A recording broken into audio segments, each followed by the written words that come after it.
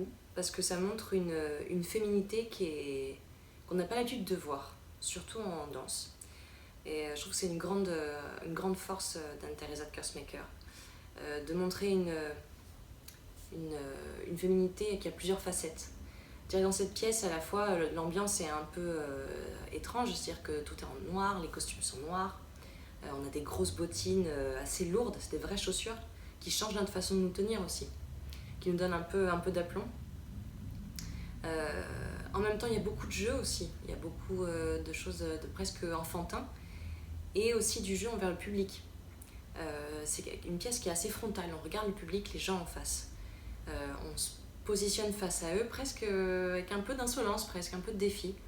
Et en même temps, comment dire, on manque pas de sensualité. Il y a quelque chose de beaucoup là-dessus, sur le costume aussi, le fait qu'on ait une jupe, etc. Donc je trouve que c'est bien aussi, c'est important d'avoir cette vision de la féminité là, à la fois forte, puissante et légère.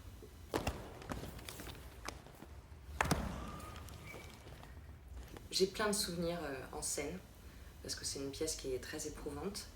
Et on a un réel plaisir à danser toutes les quatre ensemble. Donc avec Seine Park, Charlotte Ranson et Laura Bachmann, qui se trouve être une amie très proche. Et donc en 2018, quand on a redonné la pièce, disons que ça a revêtu un caractère spécial parce que Laura était déjà chez Rosas, la compagnie d'Anne-Theresa de Kersmaker. Et donc voilà, on se retrouvait toutes les quatre en scène, notamment avec elle. Et bon, on a profité de chaque spectacle parce qu'on ne sait pas quand est-ce qu'on va se retrouver ensemble sur scène.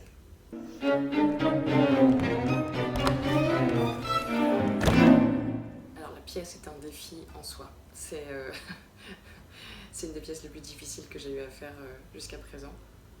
La musique notamment de Béla Bartók, c'est une musique qui est très belle, mais qui est un peu abrupte au premier abord.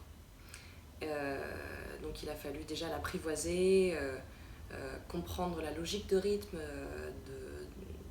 de son même. Au fur et à mesure, on a commencé à comprendre les petits détails de l'architecture de la musique, etc. Et le deuxième défi majeur, c'est la mémoire, parce que du coup, Anne-Theresa de Kersmaker construit vraiment ses chorégraphies en fonction de la musique. Donc là, la musique étant assez pointue et particulière, du coup, la chorégraphie, la mémoire, c'était un vrai challenge. On se faisait des mémos, etc. Et en plus de ça, c'est une pièce vraiment très physique, très très physique. Ça dure une bonne demi-heure, mais on ne s'arrête pas, quoi. Il y a 5 mouvements de musique et dès le premier mouvement, on est complètement rincé. Donc au niveau cardio, il faut être bien en forme.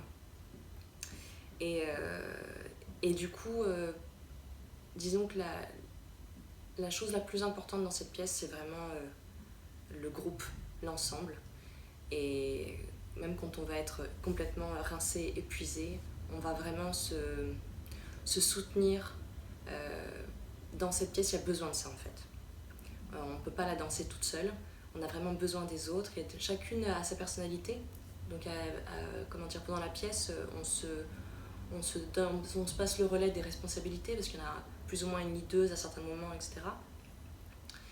Mais même pour danser, pour être ensemble, on a vraiment fait un travail sur comment on respirait ensemble, pour être sûr qu'on était vraiment, sans avoir besoin de se regarder, de vraiment danser sur la même note, le même temps quand il fallait le faire. Et avec les musiciens, parce que c'est une pièce particulière, parce qu'ils sont en scène derrière nous, alors que d'habitude ils sont plutôt dans la fosse, on n'a pas souvent l'habitude de les regarder.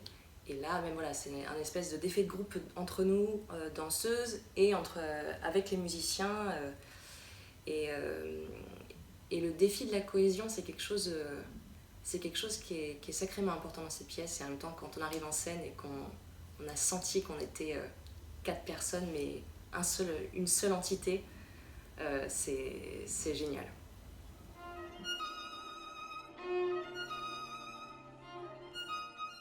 D'autant plus en ce moment, les gens sont en demande et ont besoin de culture. Parce que concrètement, il y a une grosse partie de la population qui a été confinée, dont on fait partie.